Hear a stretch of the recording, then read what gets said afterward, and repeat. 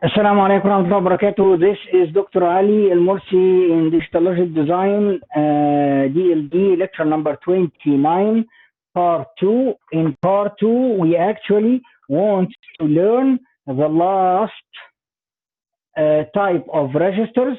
In the part 1, we covered 5 types of registers: the ROM register, the RAM or parallel load register, the shifting to the and the read-write register, which has actually both of the functionalities together. Then we covered the shifting to the left register and the shifting to the right registers. Now we need to see, can we put everything together? Is it possible for us? Is it possible for us to have a register that has the 4 functionalities together?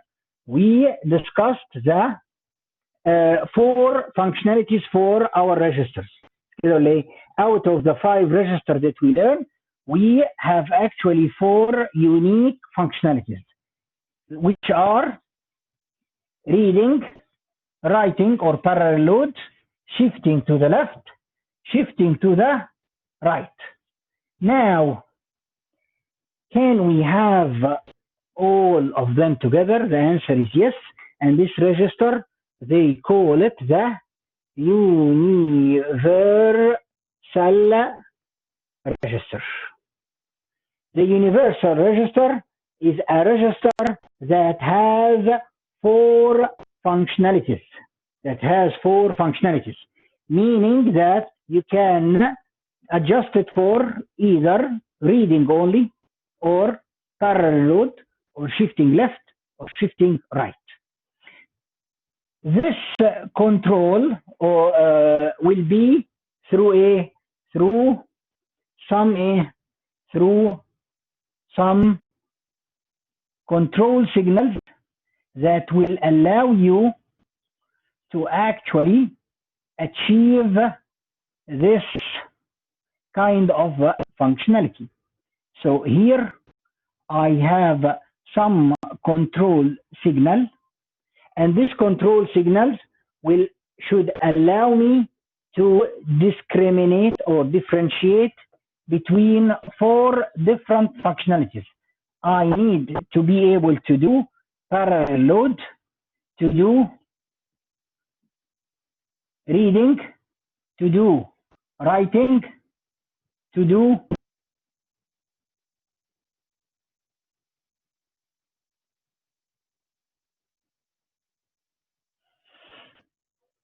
I need to have 4 different functionalities.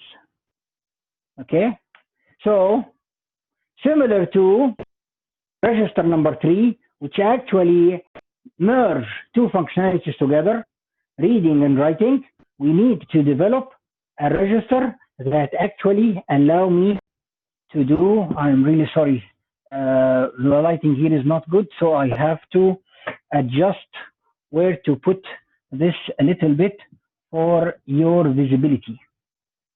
Okay, I think it is kind of visible now. Let us go a little bit down here.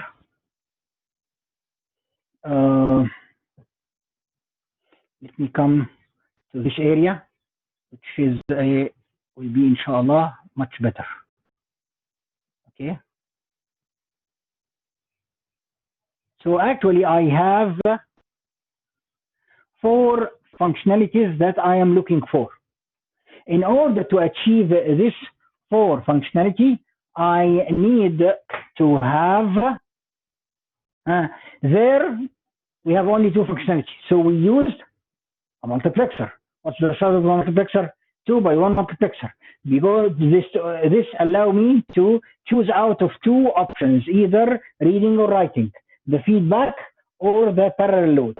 Here I'm looking for 4 functionalities, so I will also use what? Use the multiplexer. But the multiplexer to be used here will have how many inputs? The multiplexer will have 4 inputs. So I have to use here 4 by 1 multiplexers. Okay, So 4x1 multiplexers have actually two selectors. As A has two selectors. Those two selectors, I can call them simply selectors S0, S1, 0, 1, 0, 1, 0, 1, 0, 1. S0, S1, S0, S1, S0, S1. Okay? So this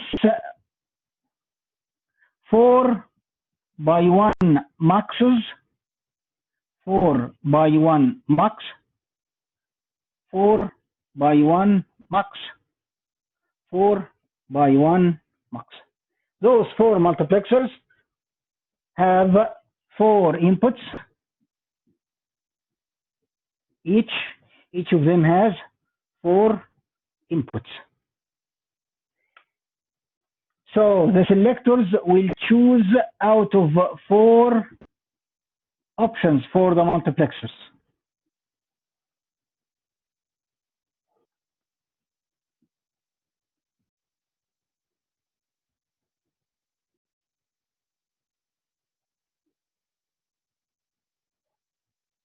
So this table is a simple truth table or TT for the max. S0, S1. S0, S1 has four different options. Now I want to explore for DI. If I need for S0, S1 to be for reading, read, يبقى دي الأوبريشن.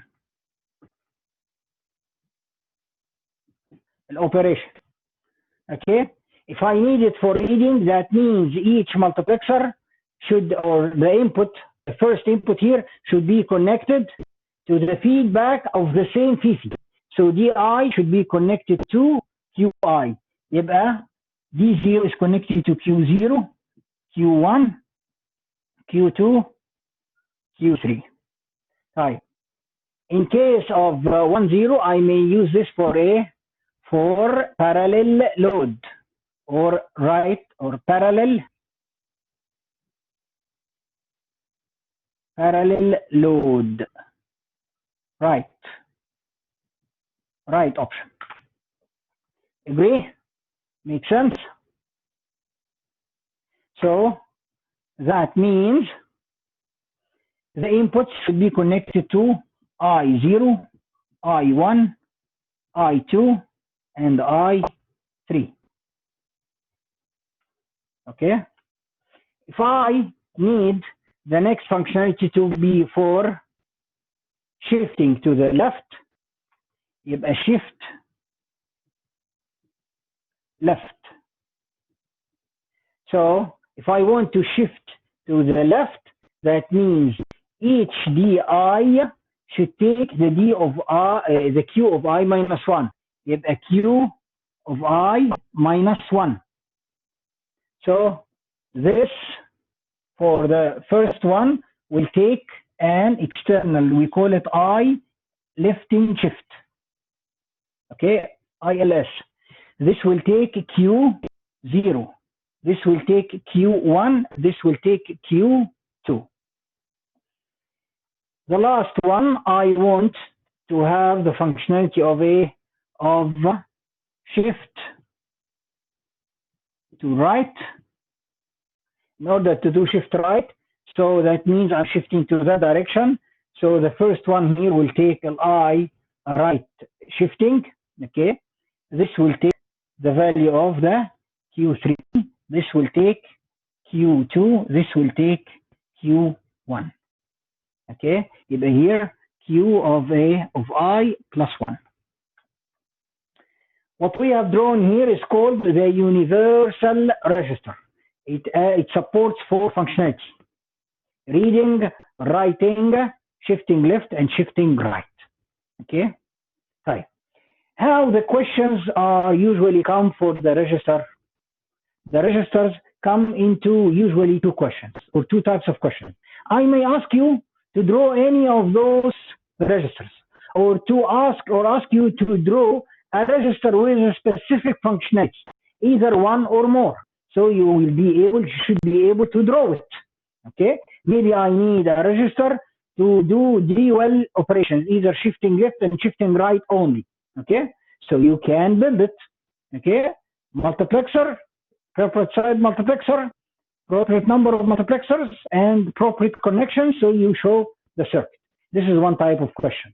The other type of question, I can bring to you a register with a specific connections and give you some value stored in the register, some value for the selectors for the universal register, and ask you what will be stored in the register after one cycle, or after two cycles, or after three cycles. If you wanted to see examples for that, go and check the sample final exam that is posted on Blackboard. You will find some examples for the register questions.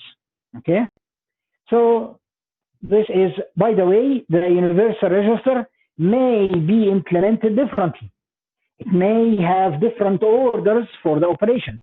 So you have to pay attention which kind of input is connected for each combination of the selectors. So you have to pay attention to that very well.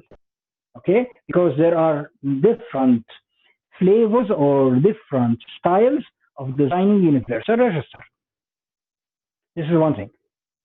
The other thing is that you have also to understand and memorize the different designs of the registers.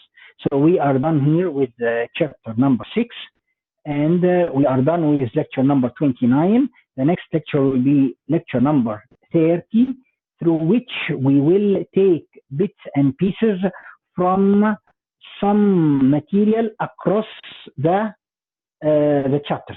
So we will learn what's called a BCD. BCD has three things. We need to learn the BCD representation, the BCD mathematics, and we will cover the BCD counters, which we mentioned in the counters lecture number 28. We also want to discuss some important matters that you will face or will see in the lab, which is called the 7-segment display, that is related to the displaying and counters and the clocks. So those are the two subjects that we will cover in lecture number 30, part 1 and part 2, inshallah, which will be the last lecture in our semester. See you in lecture 30 and wish you the best of luck.